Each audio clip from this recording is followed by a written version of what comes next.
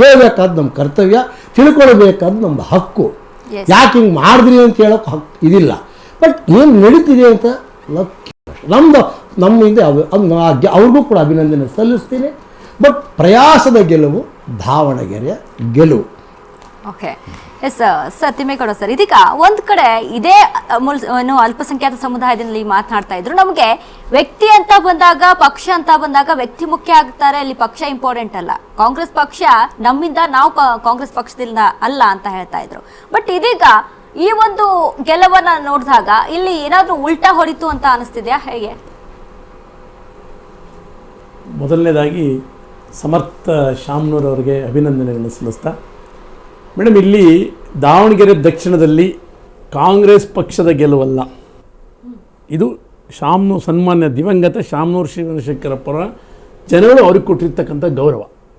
ಯಾಕೆಂದರೆ ಅವ್ರನ್ನ ಅಲ್ಲಿಯವರೆಲ್ಲ ಆ ಜನಗಳು ಅಪ್ಪೋರೆ ಅಂತೇಳಿ ಗೌರವ ಇತ್ತು. ನಾವು ಸುಮಾರು ಟೈಮು ಜನಗಳ ಜೊತೆ ಮಾತಾಡ್ದಲ್ಲೂ ಕೂಡ ಪಕ್ಷದಲ್ಲಿ ನಾವು ಈ ಸರಿ ಕಾಂಗ್ರೆಸ್ ಹೋಲಿಸ್ಬೇಕಂತ ಇದ್ವಿ, ಆದರೂ ಅವ್ರಿಗೆ ನಾವು ಗೌರವ ಕೊಡಬೇಕು ಅಂತಕ್ಕಂಥ ಭಾವನೆ ಅವರಲ್ಲಿತ್ತು. ವ್ಯಕ್ತಿಗತ ವರ್ಕೌಟ್ ಖಂಡಿತ ಅವರು ಈ ಸಾರಿ ಅವ್ರು ಕೊಟ್ಟಿರ್ತಕ್ಕಂಥದ್ದೇ ಶಾಮನೂರು ಶಿವಶಂಕರಪ್ಪ ಅವ್ರಿಗೆ ಕೊಟ್ಟಿರ್ತಕ್ಕಂಥ ಗೌರವ. ಏನಾಗುತ್ತೆ ಮೇಡಮ್, ಆದರೂ ಕೂಡ ಅಷ್ಟು ಇದ್ರೂ ಕೂಡ ಕಾಂಗ್ರೆಸ್ ಪಕ್ಷ ಆಡಳಿತದಲ್ಲಿರ್ತಕ್ಕಂಥ ಕಾಂಗ್ರೆಸ್ ಪಕ್ಷ ಗೊಂದಲಗಳನ್ನೇ ಮಾಡಿಕೊಂಡು ಎಷ್ಟು ಬಾರಿ ಅದ್ರ ಬಗ್ಗೆ ಚರ್ಚೆಗಳಾಗಿ ಒಂದು ನಮ್ಮ ಮಿತ್ರರು ಹೇಳಿದಾಗೆ ಕ್ಯಾಬಿನೆಟಲ್ಲಿ ಮೇಡಮ್ ಎರಡೆರಡು ಪಂಚಾಯತಿಗೆ ಒಬ್ಬರು ಮಿನಿಸ್ಟ್ರುಗಳು, 6 ಬೂತ್ಗೆ ಒಬ್ಬರು ಶಾಸಕರು, ಯಾವ ಮಟ್ಟದಲ್ಲಿತ್ತು ಅಂತಂದರೆ ಅಧಿಕಾರ ಹಣ ಎಲ್ಲವೂ ಉಪಯೋಗ ಆಯಿತು. ಆದರೂ ಕೂಡ ಅಂತರ ಕಡಿಮೆ ಇದೆ. ಬಟ್ ಅವ್ರನ್ನ ಯುವಕರಿದ್ದಾರೆ, ಒಳ್ಳೆಯದಾಗಲಿ, ಮತ್ತು ಅವರು ಚೆನ್ನಾಗಿ ಅವ್ರ ತಂದೆ ರೀತಿ ಅವ್ರ ತಾತನ ರೀತಿಯಲ್ಲಿ ಚೆನ್ನಾಗಿ ಒಂದು ಜನಗಳ ಜೊತೆ ಇರ್ತಾರೆ ಅಂತಕ್ಕಂಥ ನನ್ನ ಭಾವನೆ. ಸದಸ್ಯರು ಇದ್ದಾರೆ, ಅವ್ರ ತಾಯಿ ಸಂಸತ್ ಸದಸ್ಯರಿದ್ದಾರೆ, ಅವ್ರ ತಂದೆ ಮಂತ್ರಿಗಳಿದ್ದಾರೆ. ಅವ್ರ ತಾತವ್ರು ಏನಾಗುತ್ತೆ ಮೇಡಮ್, ಅವ್ರ ತಾತವರು ಅವಾಗಿನಿಂದನೂ ಕೂಡ ಜನಗಳ ಜೊತೆ ತುಂಬ ಹೊಂದಾಣಿಕೆ ಬೆಳೆಸ್ಕೊಂಡು, ಅದಕ್ಕೆ ಈ ಸಾರಿ ಅವ್ರು ಇಲ್ಲದ ಟೈಮಲ್ಲಿ ನಾವು ಅವ್ರಿಗೆ ಒಂದು ಗೌರವ ಸಲ್ಲಿಸಬೇಕು ಅಂತಕ್ಕಂಥದ್ದು ಎಲ್ಲರ ಭಾವನೆಯಿಂದ, ಜನರ ಆ ಭಾವನೆಯಿಂದ ಓಟ್ ಹಾಕಿದ್ದಾರೆ. ಬಿಟ್ಟರೆ ಕಾಂಗ್ರೆಸ್ ಪಕ್ಷವನ್ನು ಗೆಲ್ಲಿಸ್ಬೇಕು ಅಂತ ಓಟ್ ಹಾಕಿಲ್ಲ. ಖಂಡಿತ ಈ ಸಾರಿ ಅವರೇ ಅಲ್ಲದೆ ಬೇರೆ ಯಾರೇ ನಿಲ್ತಿದ್ರು ಕೂಡ 100ಕ್ಕೆ 100 ಸೋಲಾಗ್ತಾ ಇತ್ತು, 100ಕ್ಕೆ 100.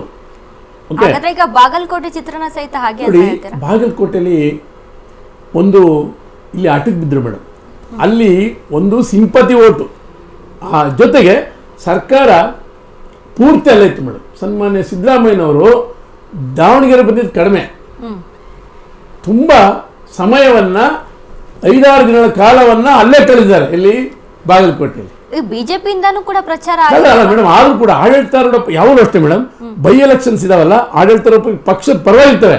ಆದರೆ ಈ ಸರಿ ವಿರೋಧಿ ಎಲ್ಲ ಇತ್ತು. ಆದರೆ ಬಾಗಲಕೋಟೆನಲ್ಲಿ ಏನಾಯಿತು, ಇವರು ಸನ್ಮಾನ್ಯ ಜಾರಕಿಹೊಳಿ ಇರ್ಬೋದು, ಮತ್ತು ಸನ್ಮಾನ್ಯ ಸಿದ್ದರಾಮಯ್ಯ ಇರ್ಬೋದು, ಅವ್ರ ಕ್ಯಾಬಿನೆಟ್ ಸಮೇತ ಮತ್ತು ಅಲ್ಲೇ ಕೂತ್ಕೊಂಡು, ಯಾಕೆಂದರೆ ಅವರ ಪ್ರತಿಷ್ಠೆ ಪ್ರಶ್ನೆ ಇತ್ತು. ಸೋತ್ರೆ ಅದೊಂದು ಪ್ರತಿಷ್ಠೆ, ಯಾಕೆ ಅವ್ರು ಕ್ಯಾಂಡಿಡೇಟ್ ಇದ್ದರು.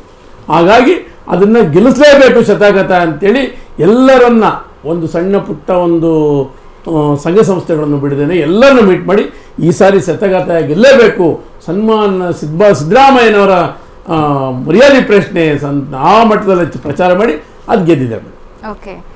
ಅದನ್ನೇ ಅಂತ ಕಾಂಗ್ರೆಸ್ನವರು ನಾವು ಗೆದ್ದುಬಿಟ್ಟಿದ್ದೀವಿ ಅನ್ನೋ ಅಷ್ಟು ಹೆಮ್ಮೆ ಪಡಬೇಕಾದಿಲ್ಲ, ಬಟ್ ಗೆದ್ದಿದ್ದಾರೆ, ಅಭಿನಂದಿಸೋಣ ಮೇಡಮ್. ಎಸ್, ಇದೀಗ ಬಾಗಲಕೋಟೆ ಮತ್ತು ದಾವಣಗೆರೆ ವಿಚಾರಕ್ಕೆ ಸಂಬಂಧಪಟ್ಟಂತೆ ಒಂದಿಷ್ಟು ಆರೋಪಗಳು ಕೇಳಿ ಬರ್ತಾ ಇತ್ತು, ಕತ್ತಲ್ ರಾತ್ರಿ ಇಲ್ಲಿ ಜಾಸ್ತಿ ಆಗಿದೆ ಅಂತ. ಮೇಡಮ್ ಅರ್ಥ ಆಗಿಲ್ಲ, ಏನು ಕತ್ತಲ್ ರಾತ್ರಿ ಅಂದ್ರೆ ನೈಟ್ ಅಲ್ಲಿ ಓಟ್ಗಳ ಒಂದಿಷ್ಟು ಮಾರ್ಪಾಟ ಆಗಿದೆ ಅನ್ನುವಂಥ ವಿಚಾರಕ್ಕೆ ಸಂಬಂಧಪಟ್ಟ. ಇಲ್ಲ ಮೇಡಮ್, ನೋಡಿ, ಅದನ್ನೇ ನಾನು ಈ ಮೊದಲು ಸಹ ಹೇಳಿದೆ, 2 ಕ್ಷೇತ್ರಗಳು ನಾವೇ ಗೆದ್ದಿದ್ದಂತಹ ಕ್ಷೇತ್ರಗಳು, ಸಮರ್ಥವಾದ ನಾಯಕತ್ವ. ಅಲ್ಲೂ ಅಷ್ಟೇ ಮೇಟಿಯವರು ಏನು ಕಡಿಮೆ ಇಲ್ಲ, ಇಲ್ಲಿ ಶಾಮನೂರು ಶಿವಶಂಕರಪ್ಪರವರು ಏನು ಕಡಿಮೆ ಇರಲಿಲ್ಲ. ಅಲ್ಲಿ ನಮ್ಮದೇ ಮತಗಳು, ನಾವು ಗೆದ್ದಿದ್ದಂತಹ ಕ್ಷೇತ್ರ. ಅಲ್ಲಿ ನಮಗೆ ಆ ಥರ ಏನೂ ಅನಿಸಿಲ್ಲ, ನಮಗೆ ಆ ಥರ ಎಲ್ಲ ಬೇರೆ ರೀತಿಯಲ್ಲಿ ಅಲ್ಲೇನೋ ಒಂದು ಮಾಡೋ ಅಂತಹ ಏನಿಲ್ಲ. ಈಗ BJP ಅವರು ಹಂಗೆ ಏನು